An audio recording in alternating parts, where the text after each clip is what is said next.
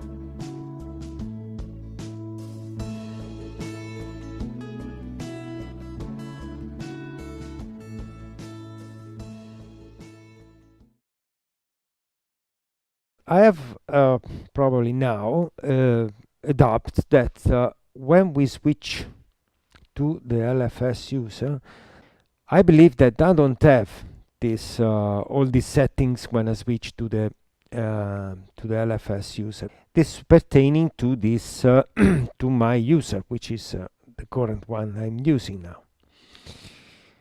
When I switch to LFS user, I think now I'm going to check this.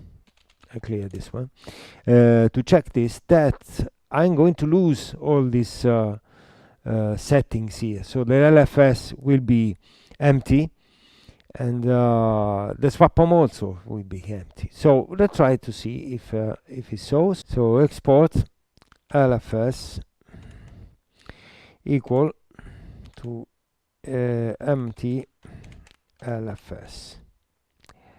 Okay, we do that. So now if we do HO LFS, we have that one. We have what I set. So try to now to SU LFS. Okay.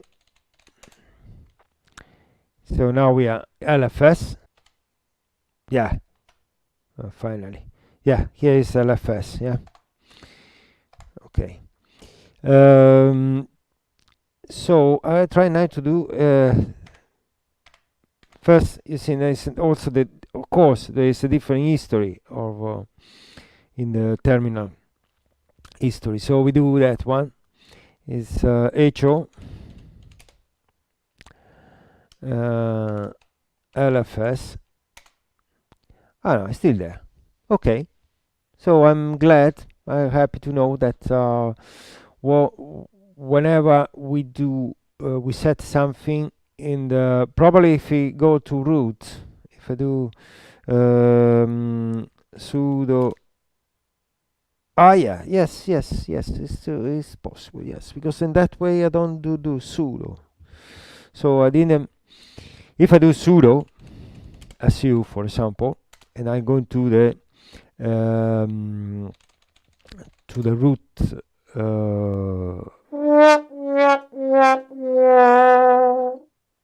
LFS is not sudo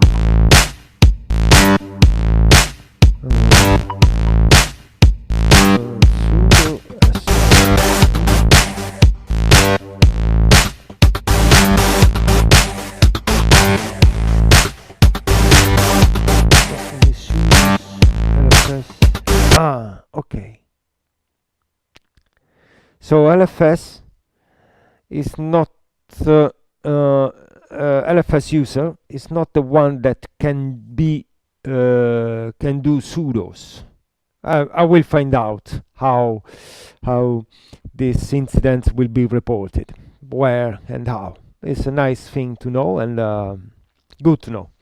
However, go back to our things now, and the thing that we have to do is so we have everything mounted, and we have to mount the swap on to switch to the STB3. So next step is I think that swap on verbose to dev STB3.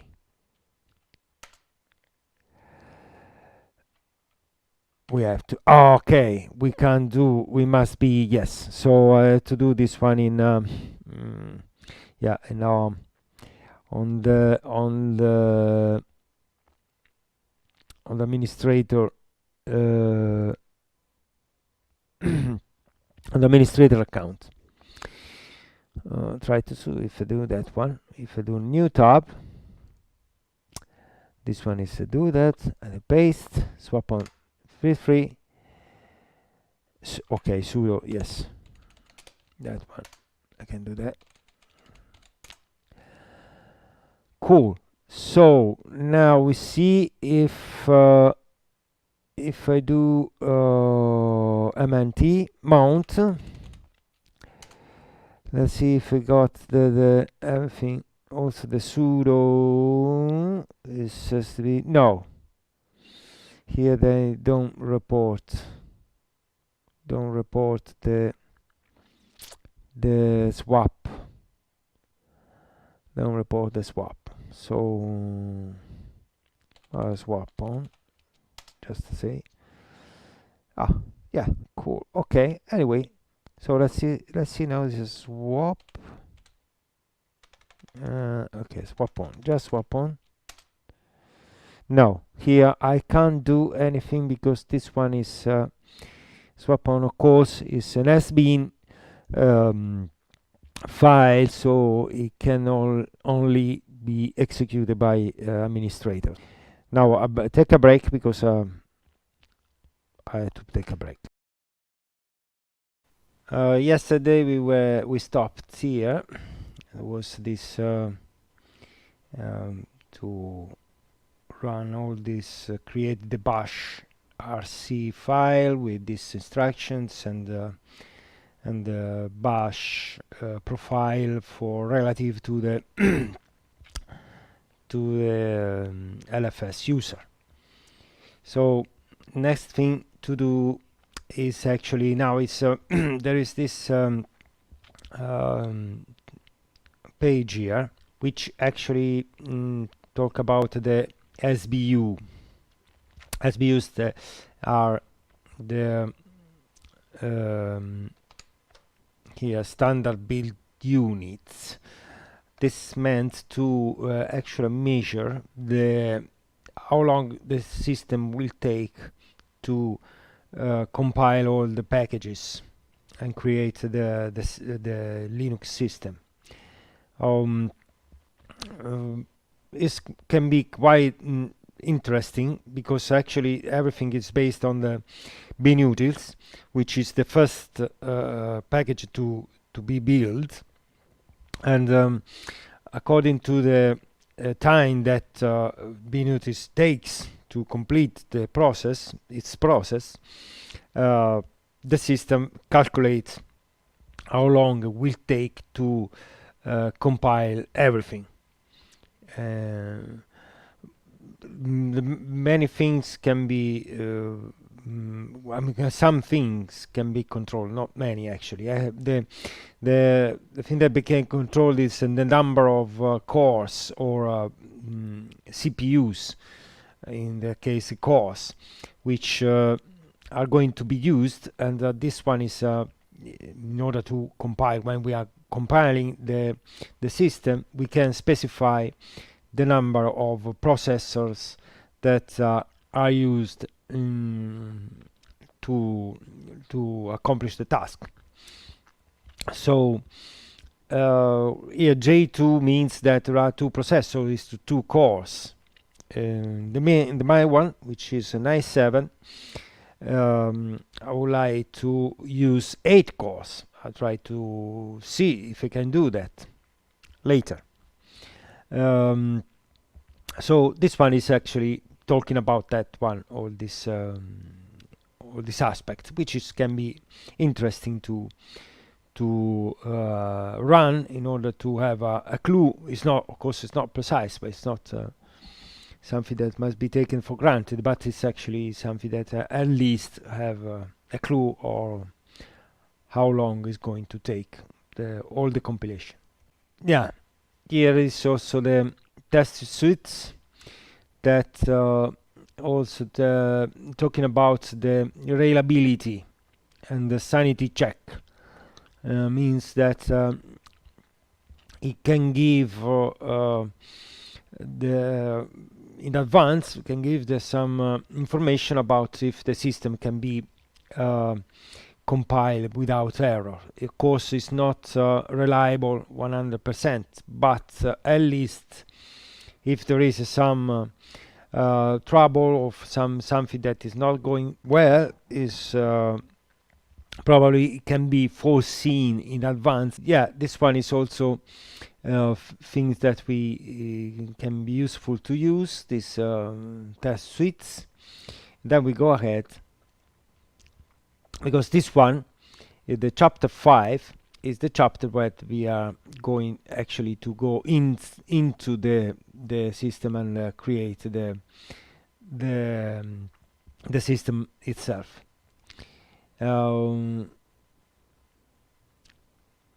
So here, okay, there is also the things that we are interesting to see, which I already took into consideration, like the tools and all the we can check now, also double check, which is good to do. Is okay.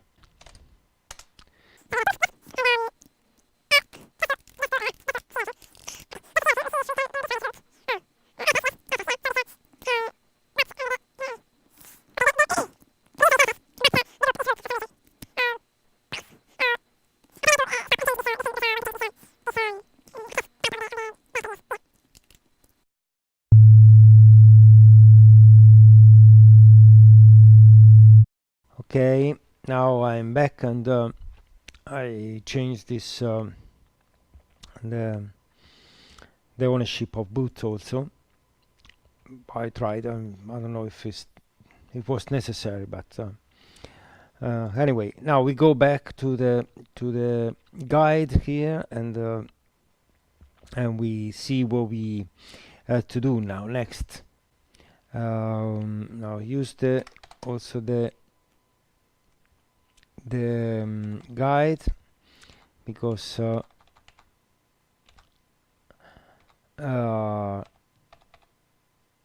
okay, here we is just taking the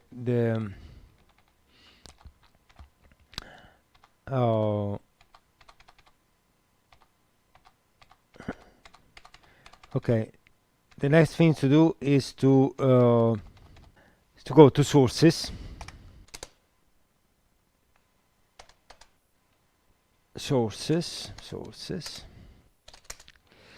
and then we have to unzip, actually, to extract the bin utils. So we do tar xf, and then it's bin utils. Already done. I think I already done that one. But anyway, it should be here. So let's see, because I think that already done. There is a directory, bin utils. Yes, there is. So I already done it. But anyway, that one was the command to give is tar xf bin utils. Oh yeah, no, I had to go up. And it was tar xf bin utils. Utils, that's 32 tar is, and then the tar program is extracting the files for us. So now I go back to the video now and see, because now it's time to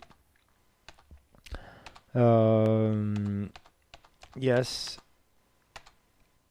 So this is the next thing to do. Yeah, is we have to create a directory, of course. Now it's inside here.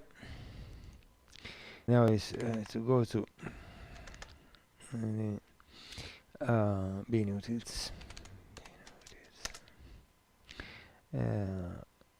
Okay, dir build.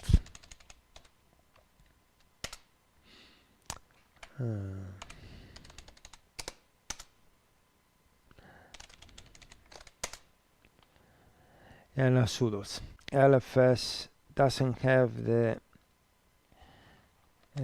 privileges to do that.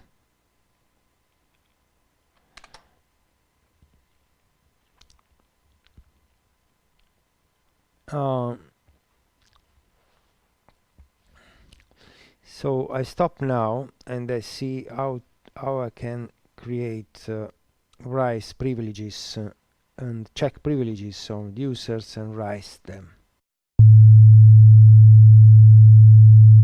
Okay, after a long time of long break, I do many things, and also have a clue of what was going on here. And okay, the problem that I had before, it was that LFS group wasn't in the sudo group. So after some research, I managed to get to this page here, which gives a lot of information, and now we can see this one. This one is the TechMint and manage US groups in Linux, and actually I had something that some information that I managed to add the group to the LF group to the sudo group also. To do that, I've done this one.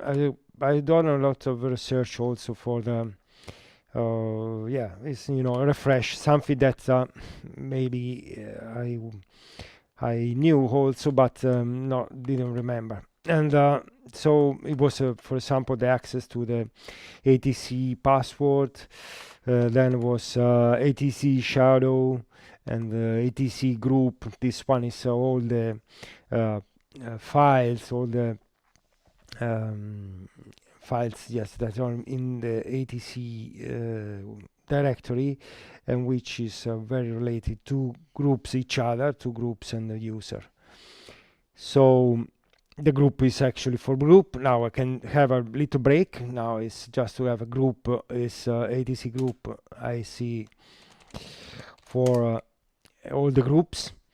And just to open a parenthesis now is group LFS. This one is X. X, as I said here, if you go down to the explanation here, if I can, let's see, maybe up. Okay, the X in the second field indicates the account is protected by shadow password. This one in password file, but in groups, when you have groups, indicate that the password are not being used. So beware, for example, that in the password X means that there is a shadow password in a shadow file defined for the user, but in that case for group X means that there are no password defined. So in this case we are talking about groups, so there is no password defined. Then there is another one, is this one is the group number, the group ID, and yeah, and that's it. I mean, then we see also, for example, if we have to go password, ATC passwd. This one is actually referring to the user that have a password inside in the system, that's logged in the system. And here we can see that there is, for example, CLO and LFS user. The X means that there is no, in that case, for password, there is a password defined in the shadow, as we saw before. So we got a password. Then this one is the user number, the user ID, and this one is the group ID. Then there is also the home, the home directory where is defined, and bin bash, which is the default shell. So this one is open a parenthesis. So now we have some clue about groups. Now we go back to our Linux installation. Before we left, when we were trying to define a directory, dir build directory, version denied. Okay, let's do sudo, strange that one. Sudo. Okay. Now wait one sec. Now yes, I made a mistake, because now I'm in CLO. I must be in another, in LFS user. So here the build. So I had to remove the directory. So the build.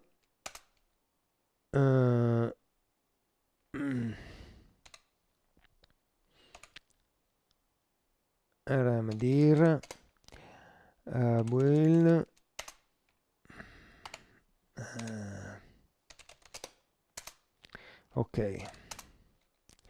okay, now we switch to SU LFS. Okay, now I'm in LFS, and I have to create this directory. I'm cap dir build.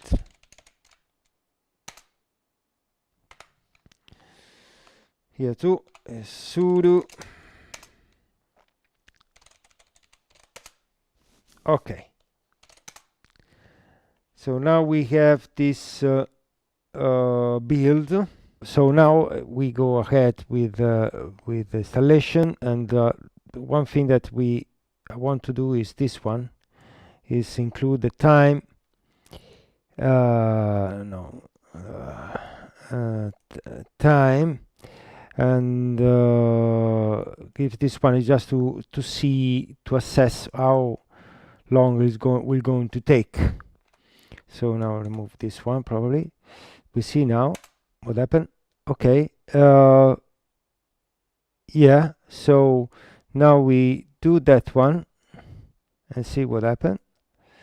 Configure, copy, we go back to the paste, and go.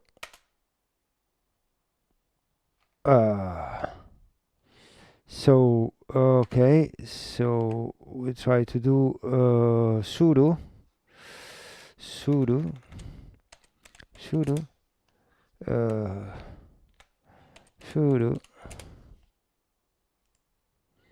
paste,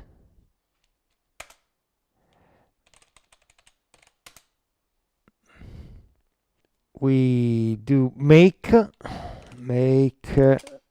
J4. There is a oh yes, okay, sudo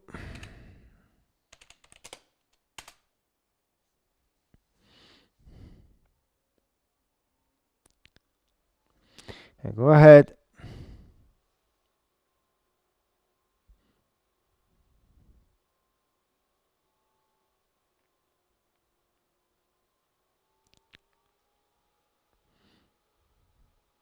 Takes time anyway.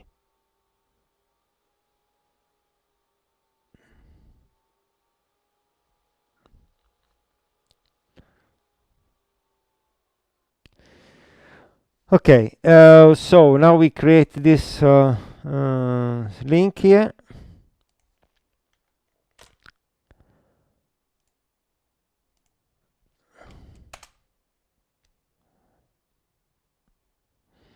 And then make install. So sudo make install.